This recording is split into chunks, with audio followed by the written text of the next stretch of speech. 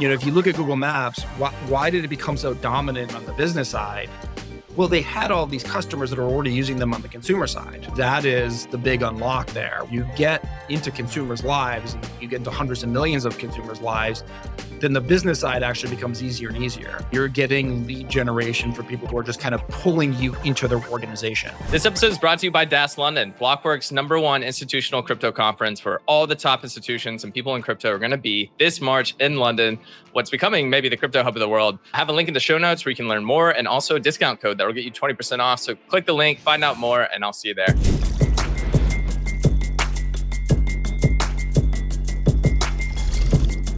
What's up, everybody? Welcome to another episode of Lightspeed. Today, we're joined by Ariel, who's the co-founder and CEO of Hivemapper. Ariel, welcome to the show. Thank you for having me, guys. Yeah, we're pumped to have you on. So Hivemapper is a new way to make maps across the world that's leveraging crypto. You've absolutely killed it. You have over 6 million miles, unique miles mapped, which is about like 10% of the world's streets. And you have over 25,000 contributors, and those are drivers and also people that are assisting on the AI process. And all those metrics are in just 1 year. So the traction is absolutely incredible. But before we get into that and the details and the business strategy, I want to start with the history of Hivemapper, because similar to Helium, you launched several years ago without a crypto component. So I'd love to get some on that in the origin story.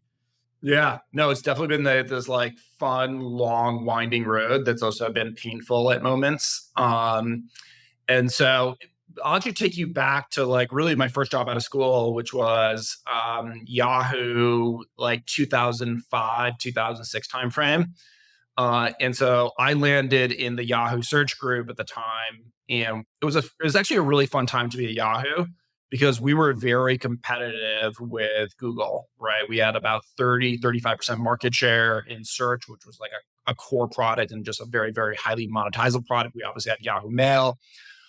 So I looked after all the local data because about 30% of all queries coming into Yahoo search at the time had some sort of local geography mapping component to them. So it's a very large percentage of searches when you're talking about billions upon billions of searches every single day. And so what happened was I started to really understand, how costly it was to build up these very valuable data sets, and how you had to actually physically be out in the world.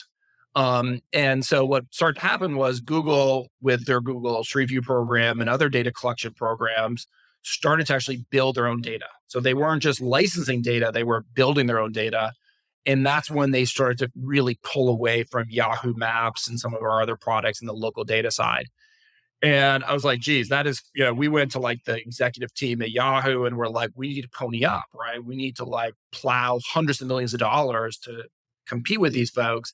And, unfortunately, they weren't interested. In retrospect, obviously, big mistake. But what it left me, I left Yahoo because like, that's not ideal. And I started my first company with this idea of, if you can lower the cost of collecting this data and maintaining a certain level of quality, then you have something really compelling. Because a lot of the mapping approaches historically have either been very, very costly, like Google Street View, okay? And therefore you cannot refresh them. You have to have very, very highly monetizable data products, or you're just kind of like giving it away for free and trying to make your money elsewhere, right? Or you go the full crowdsource approach.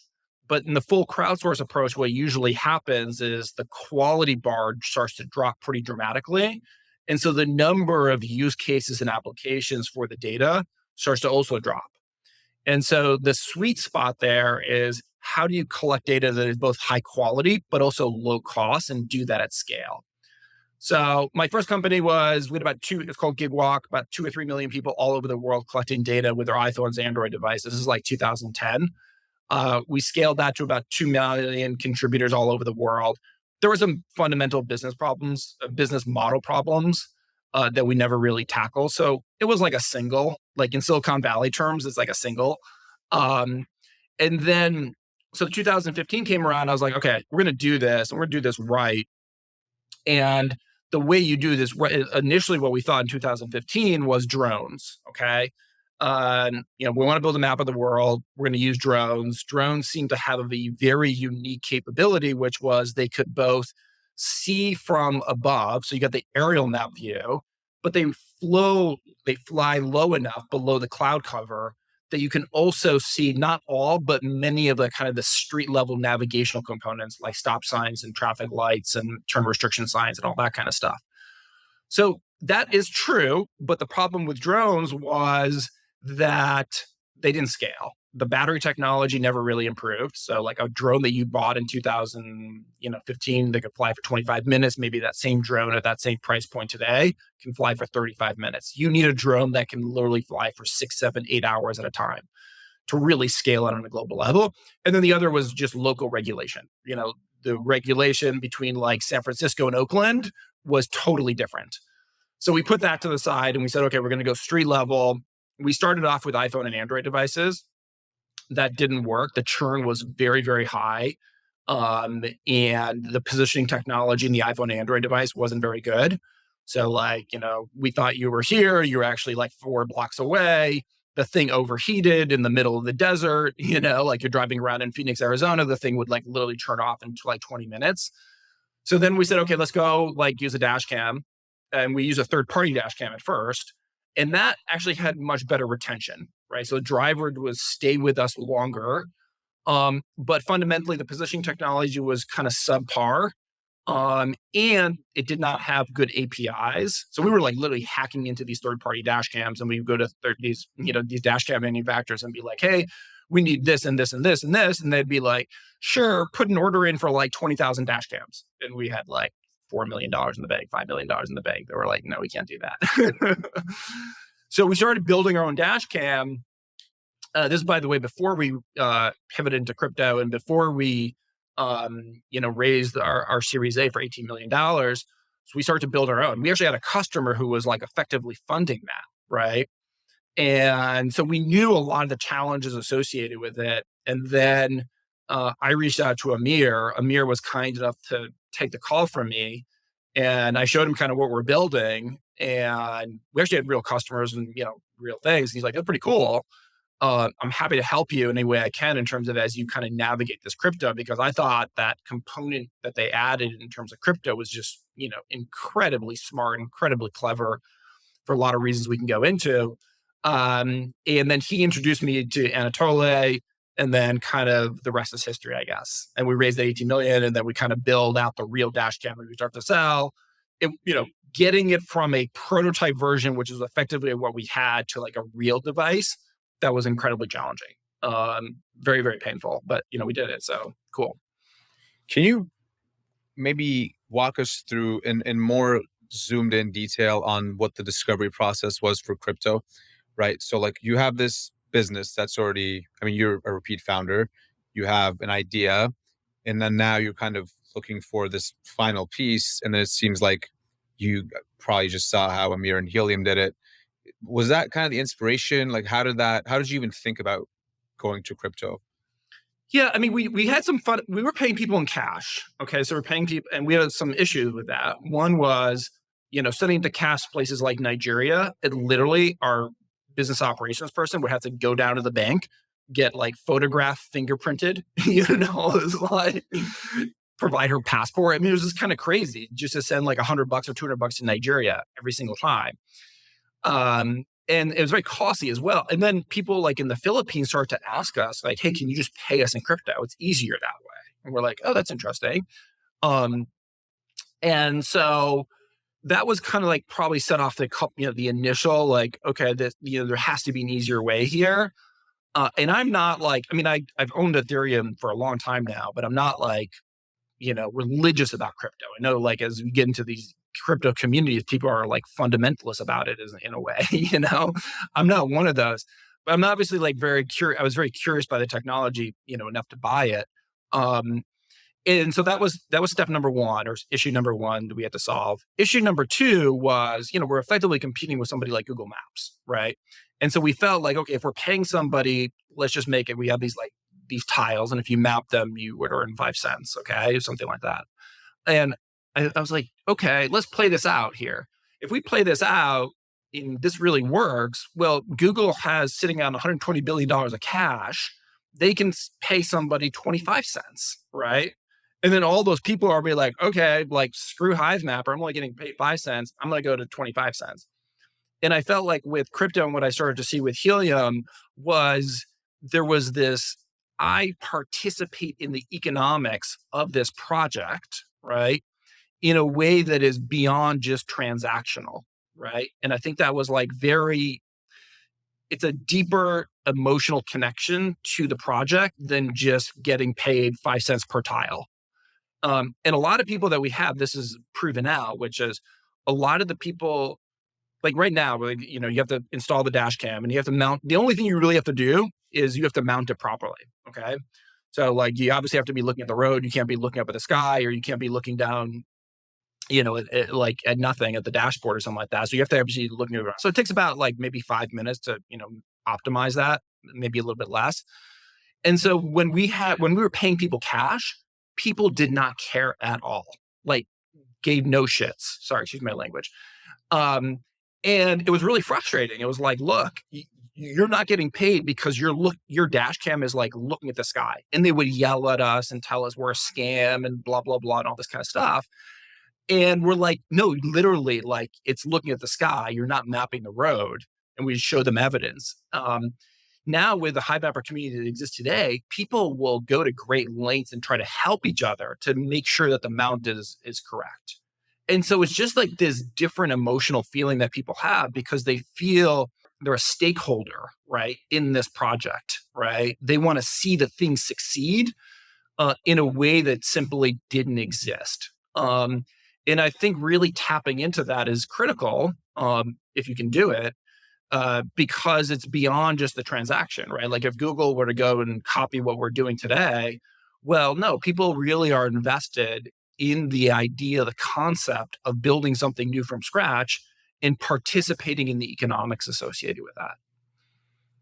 Yeah, that's very underrated. And a lot of people talk about DAOs and communities, but DePIN, decentralized physical info networks, are probably the best instance of DAOs that I'm aware of. Same with Helium and now Hivemapper, where you kind of get the token has an effect on people to, it's like equity in the company, obviously not exactly like that, but there's something interesting there. So okay, that's kind of the founding story and how you guys came to be where you are today. For people who are unfamiliar, just listening to this for the first time, could you maybe just explain exactly how this would work from kind of both sides? Right, one if you're a Yeah, driver, and then two if you're maybe somebody interested in the mapping data. yeah. I was going to mention that at the beginning, and I kind of failed to hit that point. It's a critical point. Okay, so we're mapping the world.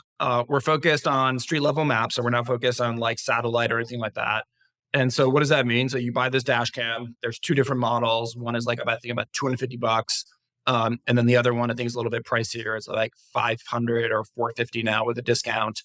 Um, and you install the dash cam in your car. You can either install it front facing or you can do side facing as well.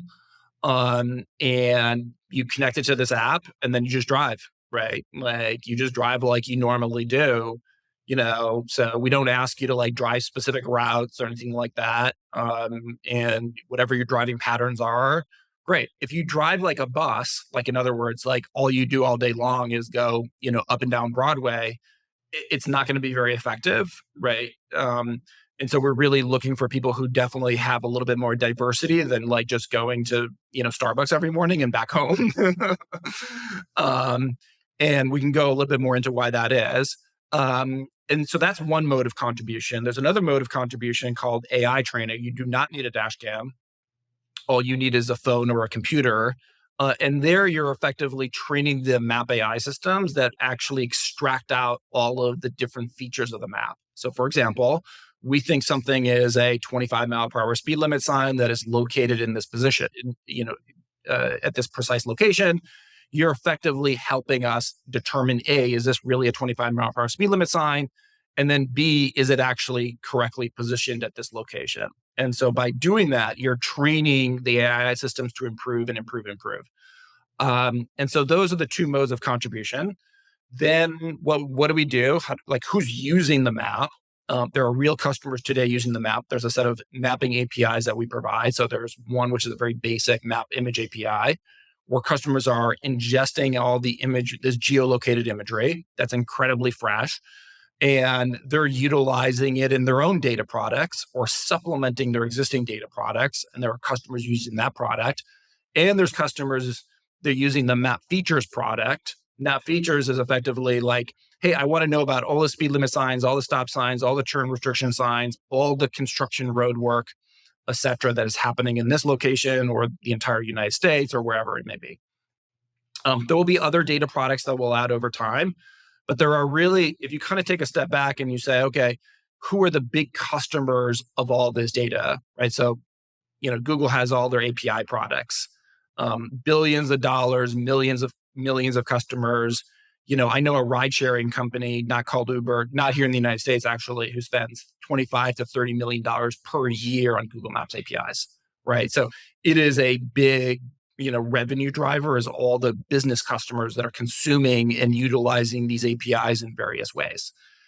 They're very costly. And we think that we can not only compete on lower cost, but also much fresher, right? Fundamentally, Hivemapper, because we're so much lower cost, we're seeing a given location 30 to 50 times more frequently than Google. Like, that is not an exaggeration.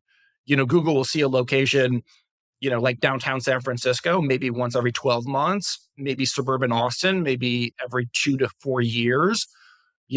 Places outside the United States and kind of more suburban, if they've seen it at all, maybe every 8 to 10 years. So we're just going to be a lot fresher. And this is the history of all technology, right? Which is fundamentally people want the freshest thing. The freshest thing is the most accurate thing.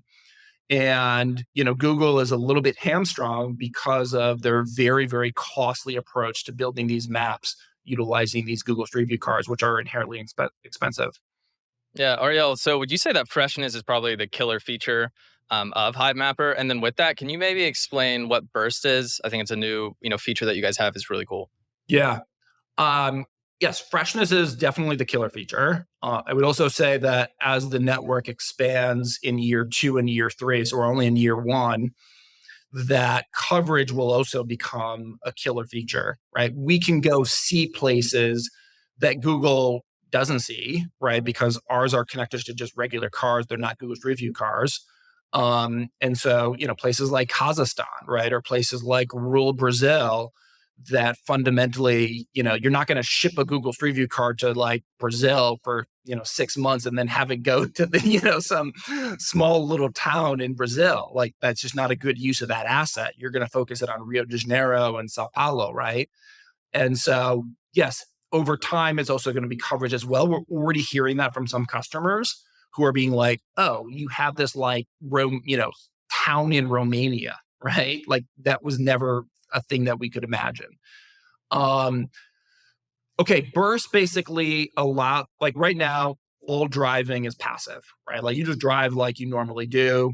There's this thing that we just introduced about 3 or 4 months ago, which is called a burst. A customer determines where to place a burst. And what they're really saying is, I want this location to be mapped new, freshly, or there's no coverage there and I would like to have coverage and I'm willing to pay a little bit more for it. So basically, you can go open up the apps in some cities like Phoenix, Arizona, and Houston and some others, and you will see some of these bursts. And it's quite phenomenal. Like, one customer said to us, hey, you got to achieve at least 90% completion rate. And their version of completion rate was that we were seeing their locations at least twice a week. We hit 99%. And they were like, we don't believe it. So it works phenomenally well.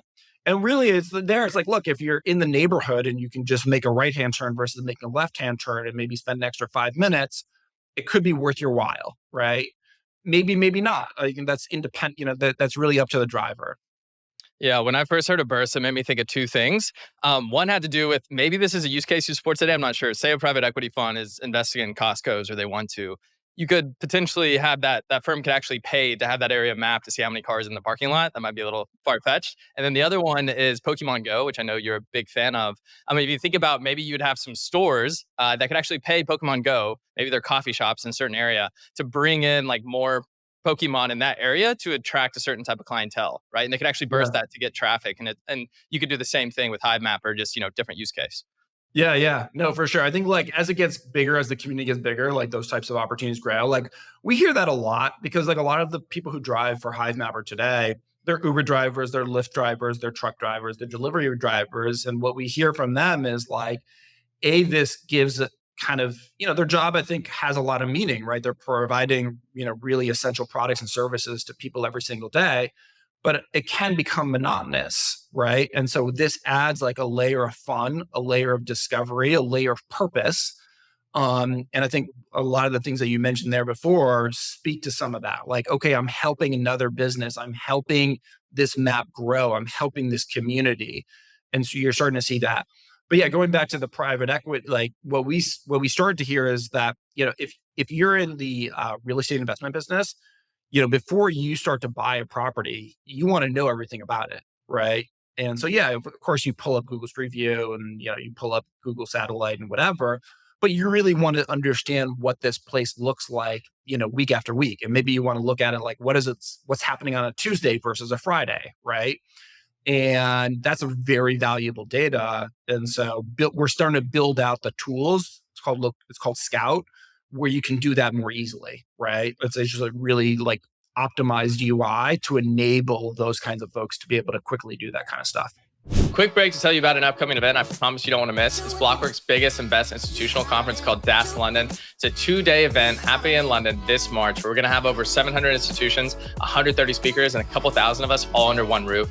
Crypto is in a position for the first time to actually onboard these institutions, and they're showing up. We have companies from BlackRock to Visa launching real products in the space. We have the real world asset narrative taking off. We have things like payments that have been exponentially growing. And then we have things like DePIN happening in the Solana ecosystem. There's a ton of capital right now in this institutional space. It's going to be coming on chain. It's going to completely change the industry.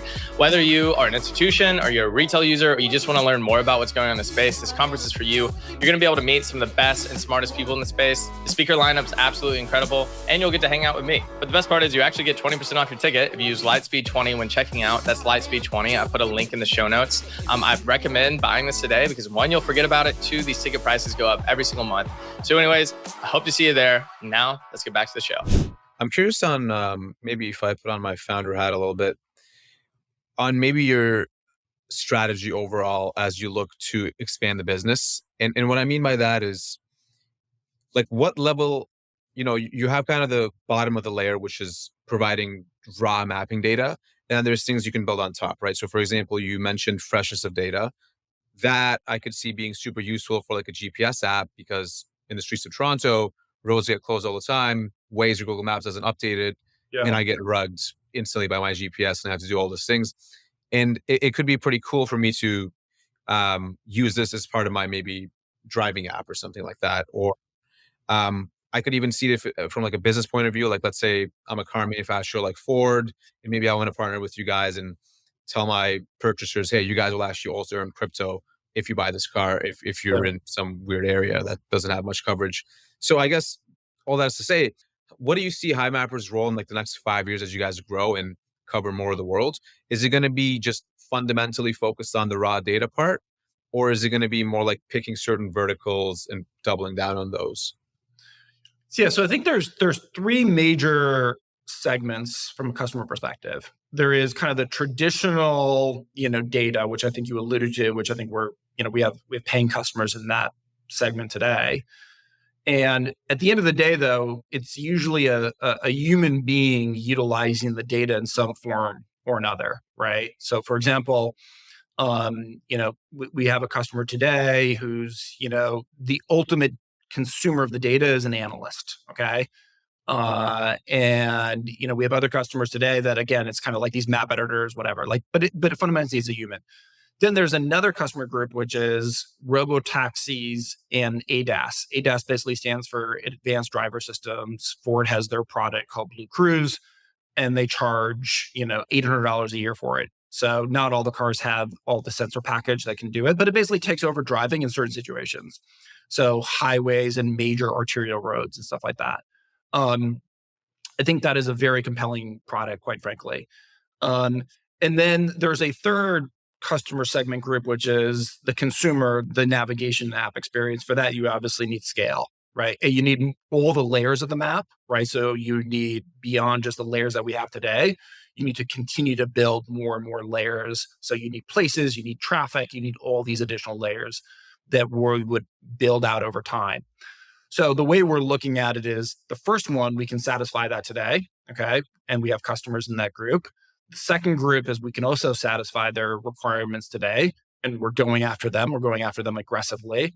That one is really interesting because there's 1.5 billion cars in the road, and they are now consuming more and more data every single day.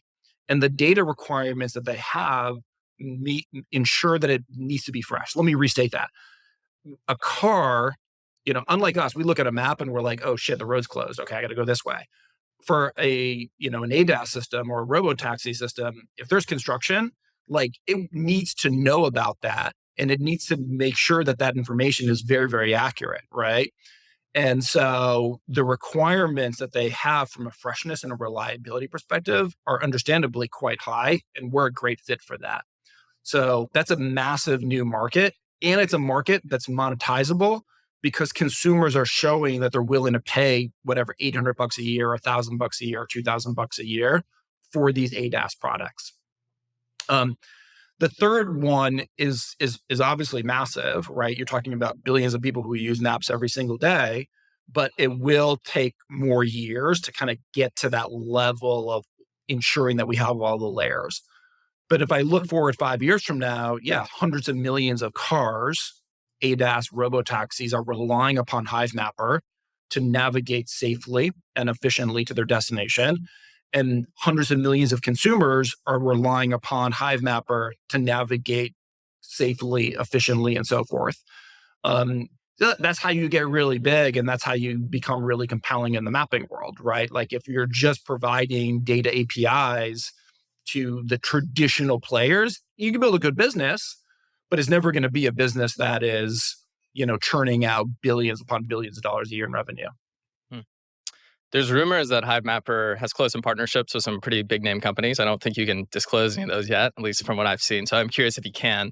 But if not, I'm curious, when you're talking with these bigger, whether it's corporations, companies, et cetera, like, what's the main pushback or hesitation? Like, when I think of DePIN, maybe it's lower cost, but it might be hard in an investment committee meeting when you mention crypto, whether that's just because of regulatory reasons or also just reliability because you're dealing with a DAO.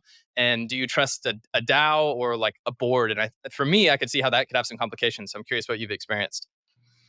So far that hasn't been an issue. I mean, people have asked us about the crypto side, and I think they're curious about it, but they don't frankly care that much about it, because when they're dealing with there's really two sides of Hivemapper. There's Hivemapper Inc., regular startup, Delaware-based corporation. We're effectively a developer that uses and licenses the data from the Hivemapper network. The network is, like you said, controlled by the DAO, controlled by the Honey token, and governed by that. So when we close a customer, so let's say the customer comes to us and says, okay, I want $100,000 worth of your data product. We then have to basically go and license X amount from the Hivemapper network, and then we go and do all that. That's like, they don't care about that. They're just like, okay, is this data high quality? Is it fresh? The thing that we do see is privacy. There's a lot of questions, understandably, about privacy in the world of mapping. And there's a lot of customers that want to make sure that they're working with a company that respects people's privacy, both from the contributor, but also from the perspective of the bystanders who are potentially just, being seen by the dash cam. And so there's literally I don't know, a 30-page document that we have about how we actually go and collect this data in a privacy-centric manner. And there are some customers that are spending, weeks, if not months, digging into this stuff at a very deep level. So talking about maybe the crypto side here, I do have two follow-up questions. One is just so I really understand how you guys utilize crypto here. It seems like the main purpose of using a blockchain here is facilitating rewards and payouts of the Honey token. Yeah. Yeah. And okay, so that's number one. Just correct me if I'm wrong there, and then maybe if you have any future plans for putting more data on chain. Yeah. I know people have different philosophies on that. And then two, I guess that's probably something you could do on most networks, I would say. So that is to say, why did you guys maybe go with Solana? Yeah, there is this. We will add more data on chain. Let me just like address that one because I think it's interesting. Maps are very controversial. They're geopolitically sensitive. Wars have been fought over maps in terms of somebody draws the lines here, someone draws the lines there. I think you're seeing that and sometimes play out all over the world today. And so we will take boundaries as well as what we call network level privacy zones and put those on chain. So like a network level privacy zone would be is like there's a military base here, or the CIA headquarters is here, and we don't map those areas. Like if you were to go inside a military base, we just will turn off. And I think it's important that that stuff reside on chain. So it's all there. If we make changes to it, everyone can see those changes and all that kind of stuff. Because it will become like this, geopolitical volleyball in many ways. From a Solana perspective, to me, it came down to trust and costs. So let's start with cost. I mean, look, as an entrepreneur, you're taking on a lot of risk and you're trying to like just constantly reduce risk in order to grow your business. And so when I looked at this and I said, Ethereum, okay, there's all these crazy gas fees. With Solana, that was clearly not the case. And I said, well, why would I, potentially incur this additional cost that could balloon, right? At any given moment in time. And it just kind of seemed like an idiotic cost to take on. So that was the primary thing.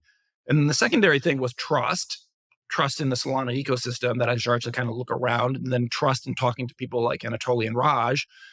And they said, look, if this doesn't work for you, then by all means, we will help you migrate to another chain that does work for you, right?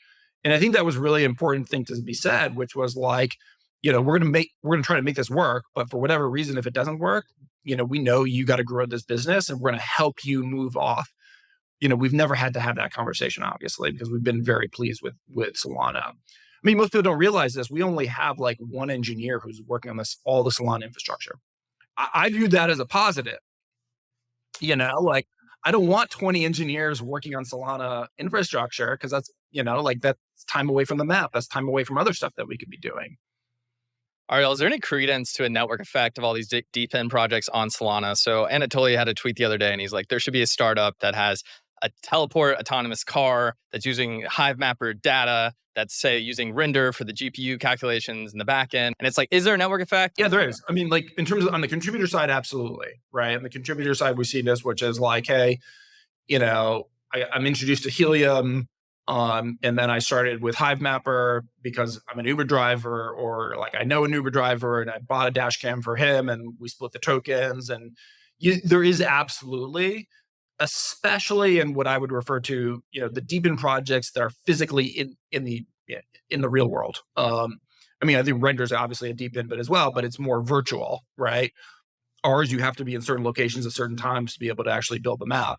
And so, yes, that is very, I agree with him on that. There is this kind of like great, network effect ecosystem that you can tap into all these people who want to build, they want to help build new things. I will also say there's a lot of people coming into DePIN, and I think they learned some wrong lessons from Helium. I love Helium. I mean, Amir is the George Washington in many ways of the DePIN. And so, but, Helium was founded or, started to grow in a very specific moment in time. And the supply side, I think they would argue, kind of grew too fast, right? That wasn't like they didn't do anything. It was just like the crazy markets kind of took them and ran with them, right? And I think there are some entrepreneurs who learn like, oh, you just have to have supply, grow supply, grow supply, grow supply. And I'm like, grow supply for what, right? Really, it's about matching demand and supply. It's not about just growing supply for the sake of growing supply. And I think a lot of people from the external, looking in say, oh my God, look at this thing. It has crazy growth in terms of blah, blah, blah, blah. And I'm like, well, a lot of that is probably useless. And you're just throwing away tokens and you're just throwing away time and energy and money and whatever it is. And so I think we have to kind of like, what's the right lessons that have been learned from Helium and others And if we see what they're doing now with mobile, it's very clever, right? They're going after specific regions, they're going after specific incentives, saying like, look, if you place your 5G hotspot or whatever they call it in these specific locations, you will earn more than somebody else because we need this coverage here, right? Because we know we have demand here. And so I think that demand supply matching is the real interesting part. And I think Burst speaks to some of that, that more entrepreneurs should focus on versus just like supply growth for the sake of showing the community supply growth. You tweeted that most Web3 companies fail for the same reason that Web2 companies fail, and that's that they're competing for the wrong KPIs. What is the main KPI for Hivemapper? The main KPI right now is like for a given region, how many, API calls are like hitting that specific region. Okay. So for example, now one of the customers is basically coming in, they put a purchase order in early this year, is relatively small, 5 digits. And they came back and they did, another purchase order for 6 digits. And they came back and did another one for 6 digits. Why? Because we were actually had demand in the right places, right? Or now with Burst, we have the right tools to help them get coverage or better freshness in the right places, right? And so we had another customer came in and they said, they started just actually in San Francisco and we had to hit certain metrics, right? So we had to hit certain freshness metrics. Like we had to see the given locations that they added to the map X amount of times per week.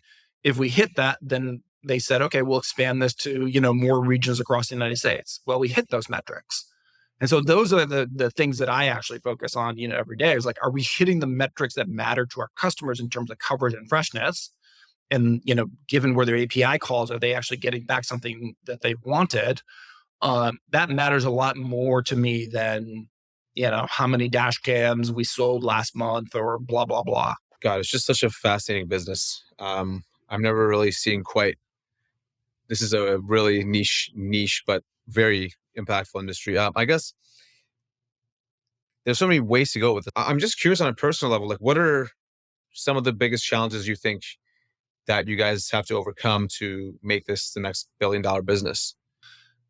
Yeah, I mean, to me, I think the holy grail is becoming part of, not just integrating into all these ADAS products, which is really hard, very impactful in terms of their businesses. But, if you look at Google Maps, why did it become so dominant and such a, big, a significant revenue stream on the business side? Well, they had all these customers that are already using them on the consumer side, right? And I think that like, it's a lot easier to go into your business, whether you're FedEx or, Uber or whatever, and say like, hey, I think we should use this mapping product because I already use it in my personal life, right? And I'm very happy with it. And so to me, that is the big unlock there, right? Which is like, if you get into consumers' lives and you get into hundreds of millions of consumers' lives, then the business side actually becomes easier and easier, right? You're getting lead generation for people who are just kind of pulling you into their organization. And so to me, that is, you got to build a lot more layers to the map, right? You need traffic layers, you need places layers, and so forth. You need obviously turn by turn directions and all that kind of stuff. But then you start to achieve something that will be around for decades upon decades, because it is now, being used by tens of millions, hundreds of millions of people in their daily lives. And like, once you kind of get pulled into, that world, you're going to then pull it into other parts of your life as well, especially if you work in a business or a car manufacturer or whatever it is. And so, yeah, I think it's challenging because you're both going after B2B and B2C. But I think if you look at a lot of the B2B, like, Mapbox, who I have a lot of respect for, I think they've had a bigger challenge because, yes, they have a great product in many ways. I think it can be better if they use Hivemapper data, quite frankly. But yes, they have to kind of they have to prove themselves from point zero with every customer, versus if some of those customers were already using their product in their daily lives, there would kind of be this built-in trust, right? Where you wouldn't have to start from point zero with that customer. I was listening to the Good Game podcast and they had Kyle Samani on, and he mentioned actually Hivemapper and Filecoin. He was saying Hivemapper is the perfect partner for Filecoin in that you have high say, relatively high compute and storage cost. So I'm just curious, especially with this LLMs probably that you're using, AI, et cetera, how do you control those costs? Think about economics, and would you use something like Filecoin? Yeah, so we definitely focus a lot on those costs, 100%. And so today we use AWS. We've been talking to the Filecoin guys. We haven't transitioned over yet. It's a non-trivial transition. And there's also a cost in integrated, like moving data off of AWS is sometimes just as expensive as moving it on, probably more expensive because I don't want you to take the data off. But the short version is yes, it is a compute is being moved more and more to the edge, right? To the dash cam itself. That is the way that you bring down the costs on the compute side, like full stop, right? You got to move the compute to the edge. And there's a lot of things that we've done in the last 6 to 9 months to achieve some of that, a lot of those cost savings. On the storage side, the thing that we're trying to do now more and more is say, do we need this new image? Like, is there anything new in this image that we actually need it? Or is it like, okay, or maybe we have a better one because it's sunnier and now it's cloudier. So let's, choose the sunnier one versus the cloudier one. And then just, dispose of one which is crappier. So there's a lot of things that like that can actually help us from a storage perspective, but it is very, very, very focused on it. Look, I love the Filecoin guys. It's a little bit complicated, to be honest. Like I've shared this feedback with them as well. And I think this is like a struggle across crypto is that like if the crypto people get a hold of the thing becomes super complicated. And at the end of the day, you need like, real developers or business people or whatever, you real human beings to use your product. And they're trying to solve a problem fundamentally. And they don't really care about the crypto stuff. And if you let the crypto stuff get in the way of that, man, you got a big problem. And so I think that hopefully, people are starting to realize like crypto's a technology and it has specific applications and specific use cases that it's really good for. Our case is about coordinating and incentivizing and rewarding, tens of thousands of people all over the world in an open and a transparent and trustworthy way. Right. And everything else, we want to simplify the crap out of. Right. Because like we have now people who came in from like the, mapping geek. I'm a mapping geek, but so they're mapping geeks too. Right. And it's interesting to hear their feedback on Hivemapper. They love it from the simplicity, in terms of it's easy, like it's a dash cam, it's passive, all this. But then they're like, what's a wallet, Ariel? And they're smart people. Okay. They're very smart people. They're very technically savvy, but they're like, oh, I had to learn about what a wallet is and all these other concepts. And, so there's already like enough complexity in crypto that, layering it on or like deeply intertwining it with every aspect of your product, in my view, is a big mistake. Well, I think it's amazing that we have people coming to the space working with you that are not maybe, I mean, you're crypto native, but aren't obsessed with like what is a wallet and know all these other things. It's really just like creating a better product and business strategy, which I think is awesome. I'm curious, since you call yourself a map geek, what do you think about the rest of crypto? Is there any other sector that interests you, or did you follow crypto long before you started Hivemapper? Yeah, I mean, look, I think that what I do believe in is, whether you believe what the United States government did was right or wrong in terms of freezing the assets of Russia when they invaded Ukraine, I think it was a wake-up call, right? To holy crap, the US government is weaponizing the dollar. And it's not really my dollar. And so I do think that's a very fundamental, issue for the entire world to deal with, which is when you use these other assets that are ultimately controlled by the government, they're not really yours. And so I find that incredibly fascinating. So that aspect of crypto, I think, is really interesting. Obviously, I'm a big fan of DePIN. I think there'll be many, many more products and applications in DePIN. I think we're just at the early phases of this. I think we're starting to kind of going back to my previous point. I think we're starting to hopefully build more formidable products that really focus on that demand supply equation that I was talking about, and not just like, metrics that for the sake of crypto metrics. So I do think there's there. I will say that I think that I've been a little bit disappointed that there's been so much venture capital dollars flowing into infrastructure layer. Maybe I don't want, look, I think between like things like Solana and Helios and others, like there's a lot of good things already, right? This idea that we got to build like a ton more infrastructure, that doesn't seem to me like the big problem. The big problem seems to me like there's not enough really good high quality applications that are then taking, crypto to a much wider audience. Like that feels to me like the fundamental problem. And I think within the VC community, like there doesn't seem to be a lot of appetite for that. And they're just kind of focused on the infrastructure level, probably because it feels safer. I don't know. I haven't talked to a lot of VCs about this, but I think that fundamentally feels a little bit broken at the moment, which is like what the market needs versus like what investors are investing in. Yeah, it is absolutely broken. There's new L2s coming out every day, L3s. And so, I am curious because it's good that you point that out, because one of the things that I'm super interested in is, okay, how do we get more traditional Silicon Valley Web2 type kind of founders interested in crypto and actually make it a viable option for them to help enhance their businesses, products, or enable new business models that they couldn't do before?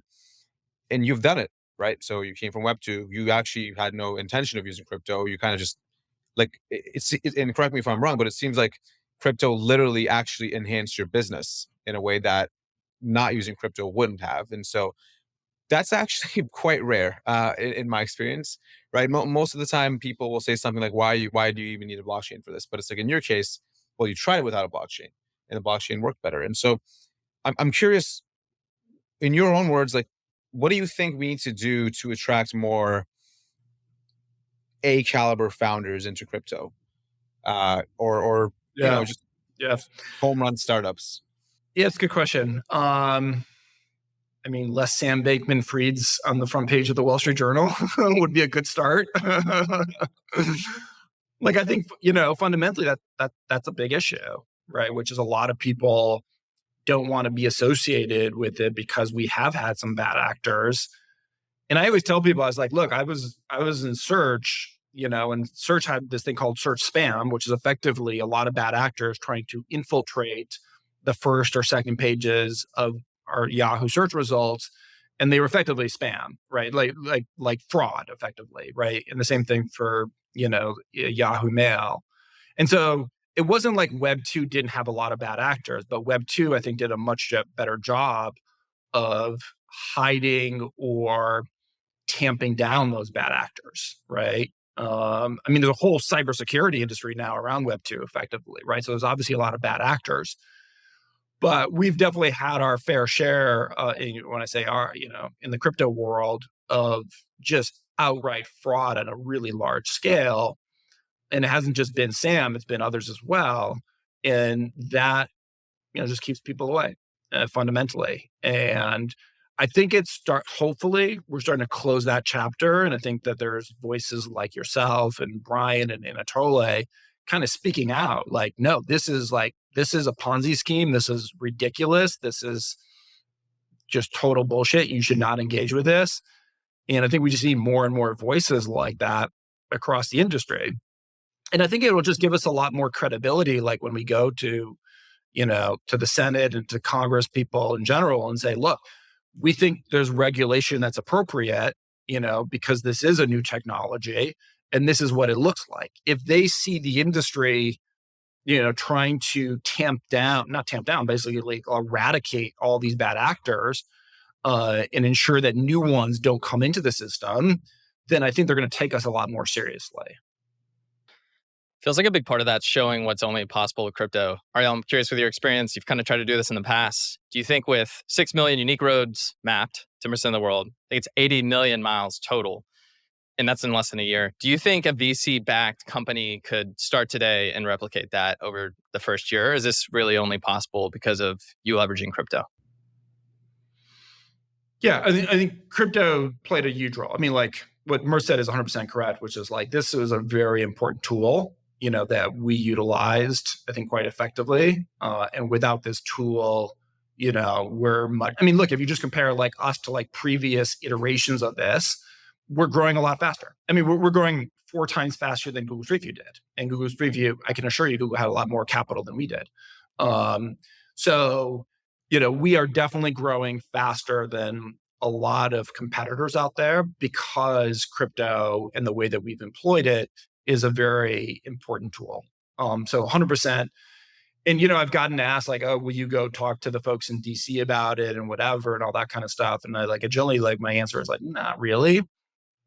And the reason for that is because I don't think their minds are prepared to hear it. Like I can say this and I can share it with them, right? And I can go testify in whatever it is. But I think you just have a set of people in DC now whose minds do not want to hear that, right? And so if I go and talk it like that, it'll all make logical sense to them. And then they will still vote the way they're going to vote because they have some kind of existing biases against it or for it. And so I don't think my voice is going to actually change the dynamic in any meaningful way. What will change it is actually having real customers, right? Utilizing the product, getting real value out of it, and starting to say, no. This is actually better and more cost effective than Google, right? That's going to be a lot more interesting to the DC crowd than me going and talking. Yeah, that's a great point. Maybe we can focus on breaking up map monopolies instead of sandwich monopolies. But there's not enough sandwich diversity out there, Mert. I was going to say, so, you are a repeat founder. And in fact, you've been in this specific domain for a while. And that's generally what I would say. And, what do I know? But having super deep domain knowledge in this specialized field is generally the kind of recipe for building a great company, which seems like it's working out pretty well for you. I'm curious, what are some lessons you've learned since you've been a founder about the nature of startups? Some mistakes you made. Just we have a lot of people on Solana who are either Series A or seed stage founders, or just maybe looking to start their own ventures. I'm just curious to hear a bit about some of the lessons you've learned and maybe anything you can relate to them. I think tolerance for pain is probably the most important thing. Obviously you have to be really passionate and very curious about your domain. Like I've tried to do other startups outside of the mapping world or the geo world. And I just I could do it for 3, 6, maybe even 9 months. And then I get bored of it, just very quickly. This is kind of cool. I built something, some customers are using it. That's awesome. But I don't know, do I want to do this for another 3, 4, 5, 10 years? No, not really. I don't want to do it for another day, let alone another 3 years. So, for whatever reason, I'm really passionate and interested and curious about maps and, navigation and, how people in cars and vehicles move from one location to another and all that kind of stuff. That just fascinates me. And so I think you have to have that, right? Because otherwise you're not going to build anything really great because you're not going to want to go 10 layers deeper, all that kind of stuff. But fundamentally it comes down to are you willing to be very embarrassed? Because you will. There's going to be some moments where you go down a lot of dark, things that just don't work out. And a lot of other people would be like, why am I going to do that? That's just I don't want to, I'll look like a fool. And whether you tell yourself that, or there's kind of some subconscious thing, it's kind of the same outcome, which is you just don't go there because you don't want to be fail or be made a fool or be embarrassed or whatever it is. And, tolerance for pain. Cause you're just going to get told no, and you're going to get told this is dumb, and you're going to get told all that crap that you hear all the time. I think this is a big part of the problem with America today. This kind of go macro is there doesn't seem to be a level of optimism that there used to be, not just everything. Everyone kind of looks at things from a very negative, pessimistic view. The world is ending, climate change is going to end us all, stop having kids, to AI is going to kill us all, to self-driving cars are going to kill us all. Jesus, no, that's all not true. And so that's the part that I think is concerning for entrepreneurialism in America, which makes America very, very dynamic. And I think it's pretty concerning, actually. maybe that's what Congress should focus on, is like how to bring this level of optimism and entrepreneurialism back to America, which is really what made it so great. Yeah, 100%. As somebody from Canada, I can agree even more, since everybody who starts a company in Canada just moves to the States.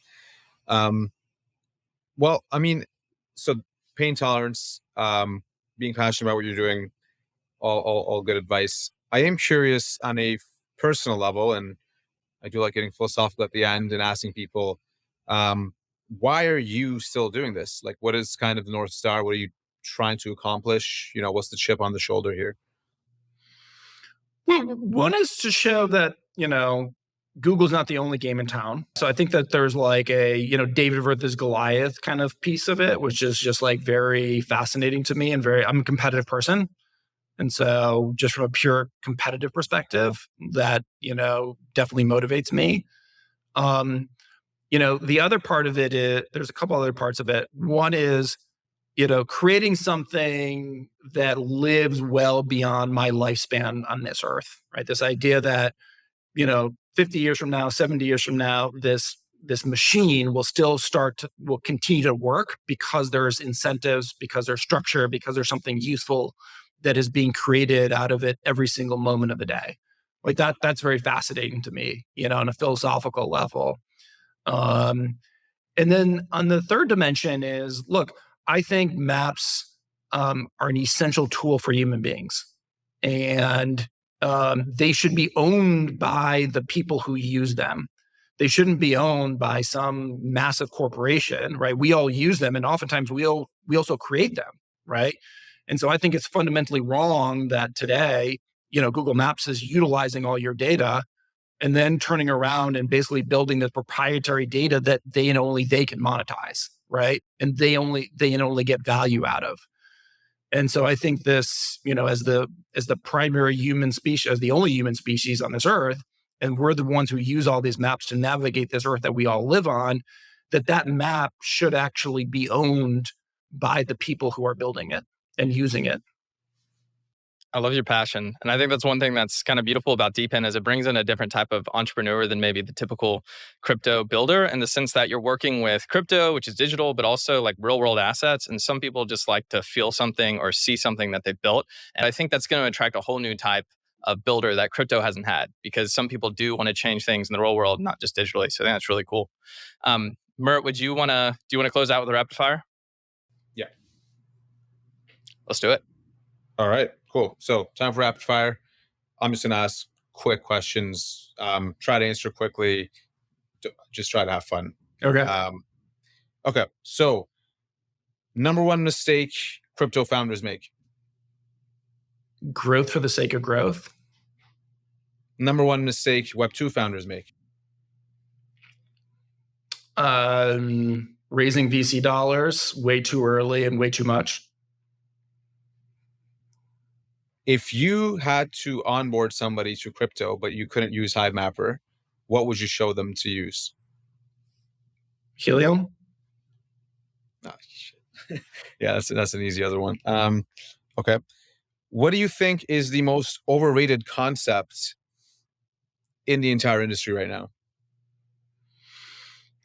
I'm not sure overrated, but I just like L2s, L3s, L4s. Like it just feels like complexity on top of complexity on top of complexity. And so, I know there's like a lot of dollars chasing that at the moment, but it just feels like, to me, a road to nowhere, or a road to more complexity, which is like the exact opposite of what crypto needs at the moment. What does America need to do to be optimistic again? I think we need like a Steve Jobs type of figure,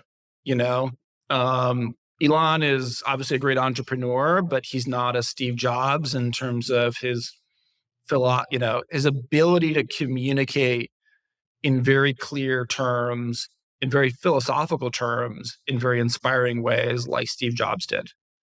And I think we're missing that kind of person today. Who are three of your favorite founders or CEO types in the industry today? Not crypto, just all of tech or all of business. Yeah, I think probably Steve Jobs for sure. I don't know. He's not alive, unfortunately, anymore. But definitely, I've read a lot about him and very inspired by what he did. Jensen Hong at I don't know how I pronounce his last name, but Jensen at from NVIDIA. Um, and then the one that I think is doesn't get enough credit. This isn't directly a CEO, but I think this is a venture capitalist. So is what Fred Wilson at Union Square Ventures did. I don't know, if your audience is going to know him, but I think people should look him up. Is pretty phenomenal. Like, because what he did wasn't just like, okay, he's going to jump on a new trend and choose the first or second or third best. Like, I think oftentimes he invested in things like Coinbase way, way, way before other people realized what was going on.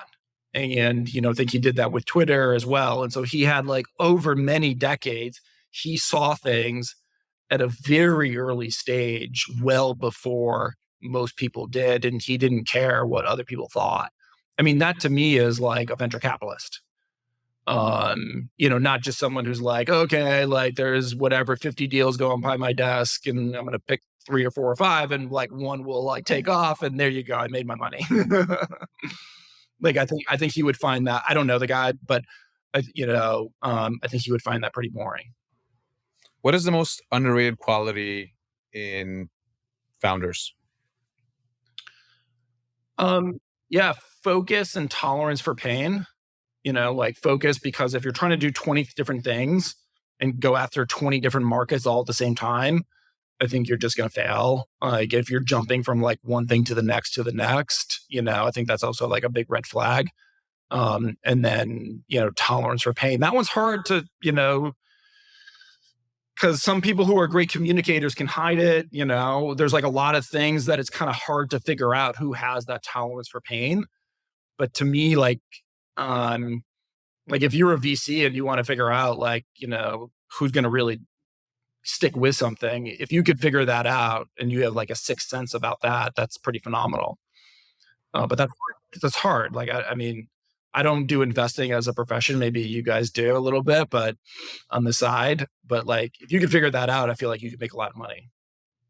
Likely very similar, but what about when you interview people? What qualities are you looking for? Or do you have a specific question you like to ask? I like this question.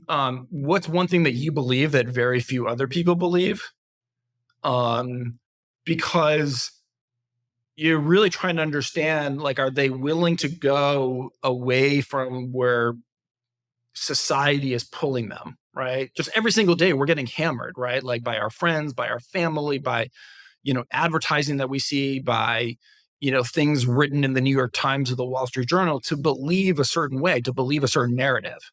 And so if you're willing to say, you know what, that doesn't make a lot of sense to me. Here's what I actually believe, something exact opposite. That means is like you're a critical thinker. You don't care that much about like what other people think and you have your own perspective on things. And so therefore you're, potentially, not always, but potentially have a higher tolerance for pain and more resilience, and not just going to kind of go with the flow. And I think that's really important at a startup, right? Because at a startup, you're fundamentally doing something that, I mean, if it was easy and if it was like, everybody knew it was going to work, then like, like 100 other companies would have done it, right? And so I think that's a really important question. I mean, obviously, like the person has to have certain skills and capabilities and, experience and that kind of stuff. But that to me is a pretty big one. And it's hard. Like even if you know the question in advance, you may still stumble on it. And so it's not like one of those questions where like Microsoft or Google, right? Where it's like, people be like, oh, they asked this kind of question, and if you had like, pre-briefing on it, then you would probably do better on it. It's not one of those types of questions. Yeah, that's a good one. What is the What, one piece? what do you guys ask? Oh, I'm always looking for new ones. I ask some weird stuff. I ask like philosophical questions, technical questions, different scenarios. It depends on the role. Um, I at Helios, basically our hiring practices, and I stole this from Coinbase. We do work trials, right? So we'll actually work with the person and see what they're capable of in practice for like 2-3 weeks. And then that's mutually beneficial as well because they can see if they like it. And then obviously it's paid. I have asked that question before, but I find that people kind of just BS their way through it. And I'm like, that's not really an unpopular opinion. Right. And yeah, that's true. The one I got was every male should shave their wax their entire body, all body hair. That's an interesting one. Yeah, I was like, wow, that's pretty cool. I was like, that's yeah. And they're like, every male should do that at least once in their lifetime. And he was very adamant about it. A swimmer? No, he wasn't even a swimmer. He was just like just a normal dude. Like it was like what's that? Yeah, I thought he was like into biking or swimming. I asked him exactly. I was like, "Are you a biker or a swimmer?" He's like, "No." I was like, "Oh." He's like, "I just think that like everyone should do it and do it once to see like if they're And then he had a whole bunch of reasons like females do it, and then he's like, "Do you have the tolerance for pain associated with that?" and a bunch of other stuff. Did you hire him? We made him an offer. Unfortunately, he didn't accept. That's funny. Yeah, he was pretty. It was a pretty good answer. I was like, I remember it. I'm sharing it with you guys, So I've had some pretty interesting ones. Well, can't really top that. So final question will be, what's the best way to get started with Hivemapper for people listening to this? Yeah, I mean, if you want to become a contributor, you just go to hivemapper.com and you can either buy a dash cam or you can start playing these AI trainer games immediately. If you're interested in using the data, there's a whole kind of mapping data console that we have, or you can just reach out to us via hi@hivemapper.com and we can help you out. Love it. Ariel, thanks so much for joining. I think before starting this podcast, I was pretty skeptical of DePIN and what it could actually do, what the future was. But after interviewing several companies and looking at Hivemapper, I'm like genuinely excited and think it's one of the most exciting things that we have in crypto right now. So thank you for joining the industry. It gives everybody a lot more hope. And thanks for joining us. Thanks, Garrett. Thanks, Mert. Sweet. We'll see you next time. All right, I've got a little ending note here. First, thank you so much for listening to the full episode. If you really liked it, hit subscribe. But secondly, make sure you sign up for DAS. This is Blockworks' biggest institutional conference happening in London in March. I've included a link in the show notes and also a discount code. Get 20% off. Make sure to use Lightspeed20 when you sign up. All right, I'll see you there, and I'll see you next time on Lightspeed.